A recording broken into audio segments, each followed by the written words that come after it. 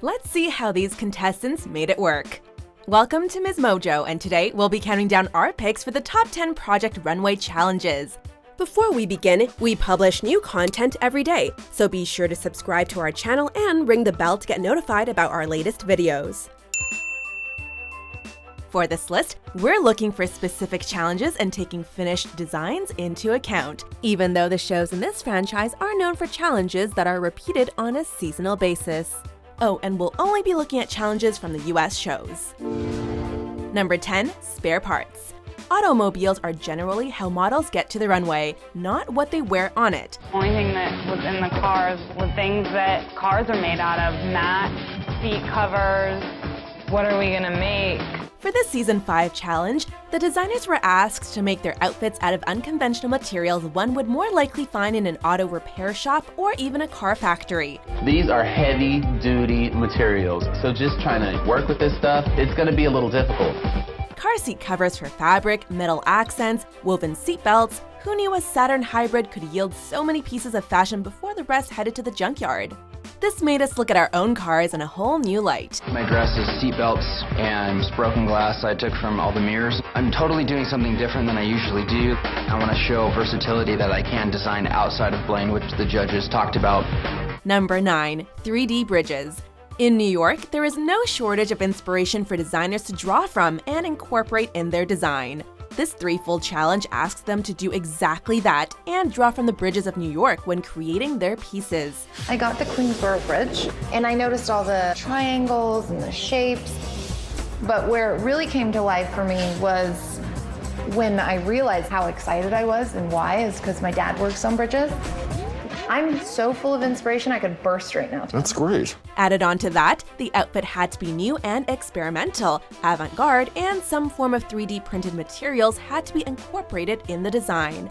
While the designs were over the top and stunning, the 3D printed aspect was minimally used to add a flair and texture to the designs. Number 8. Drag queens. I'm head of lettuce, and if you don't make me look prettier than Heidi, I'll kill you. Drag queens and Project Runway were basically a match made in heaven, and we're actually surprised it took 5 seasons to get there.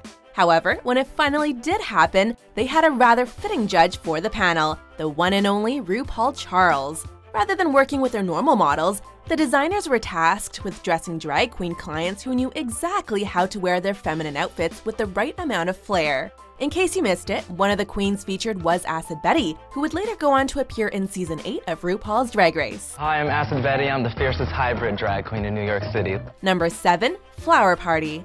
While cotton is originally from a plant, most designers stay away from using actual flowers as more than accessories next to their designs. This challenge had designers creating the full dress out of flowers and plants directly from the New York Flower District.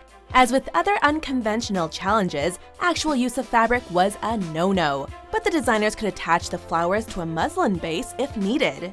It should also be noted that a portion of this challenge was repeated in Season 11, but we think the best results came from Season 2. Number 6. Lights.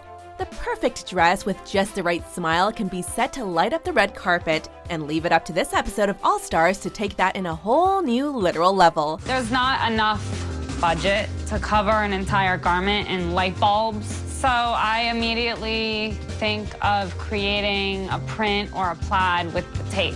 Designers were tasked with creating an avant-garde look that incorporated a lighting element and were given access to a range of supplies, including neon glow tape and LED lights. Oh my God, Sherelle, that is so cute! It's like a little fairy. Oh, that makes me smile! Designers used the materials to create their own textiles and add accents. The smartest paired them with white fabric that stood out for a dramatic punch on the dark runway. My model looks like she stepped out of a dream. I love the way my dress looks. It's actually, I think, one of the favorite creations I've ever made. Number 5. The Rainway. We know, it's yet another avant-garde challenge. But trust us, you'll want to hear about this one. This time, instead of a runway, the models and designs walk down a rainway. In other words, the runway will have full-on water effects and the clothes must be waterproof. So we're in for a show of rain slickers and rubber boots, right? Not even close.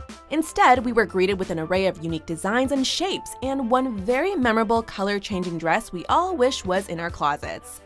Number 4. Sarah Jessica Parker. I spent $40,000 on shoes and I have no place to live? Thanks to Sex and the City, Sarah Jessica Parker is a style icon known for her exquisite taste in fashion, especially shoes. But that's not what we got when she was invited on as a guest judge. Instead, designers were asked to be inspired by her own low-priced clothing line, Bitten, and create a two-piece outfit using $15 worth of materials so that it could be sold at a reasonable price to consumers. The winner, of course, would have their designs sold at an actual store in the same month the episode was aired. Who says you can't be fashionable and thrifty? Number 3. Newspapers. What's black, white, and red all over? The designs from this week's episode. Outfits for this challenge were to be made of newspaper, though muslin could be used as long as it wasn't seen for infrastructure. As in many other challenges and many other seasons, several of the designers are very adept at taking something that isn't fabric and making it look better than most traditional ones we could buy at the store. Number 2. Design your own fabric.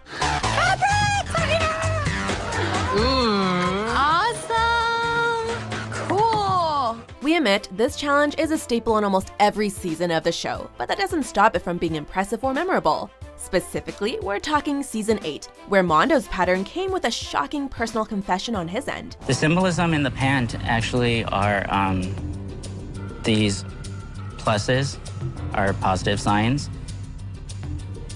And I've been HIV positive for 10 years. Not only was his pattern of black pluses against a purple and yellow background striking as a pair of pants, but also when paired with the personal meaning behind the fabric, it's really hard to top this fashionable design. I feel a lot better. I feel free. Before we unveil our top pick, here are a few honorable mentions. Love that you created a print. I think the scale is perfect. I just think it's great. Hog couture? They'll notice you, and that your entire is hanging out.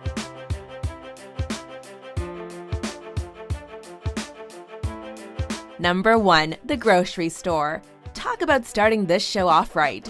The best runway challenge to date was arguably their first. This is our destination. In this premiere episode, the designers were taken to a grocery store instead of a fabric shop and asked to create fashionable outfits out of anything they could find among the shelves.